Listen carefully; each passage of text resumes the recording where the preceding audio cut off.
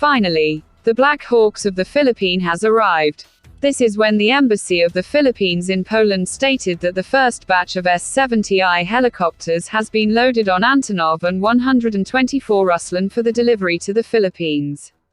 According to the Philippine Embassy in Poland, the first batch of 5 helicopters, Black Hawk S-70i, for the Philippine Air Force, made by PZL Mielec, is now loaded in Antonov AN-124 Ruslan.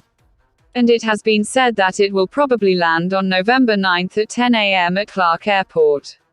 The purchase of 16 S-70i combat utility helicopters manufactured by the Polish Aviation Works Mielec PZL Mielec is an excellent example of cooperation between our two countries. Jarosław Szczepankowicz, CDA of the Embassy of the Republic of Poland in Manila. Remember last February of 2019, the Notice of Award NOA was released, in favor of the Poland-based aircraft manufacturer PZL Mielec.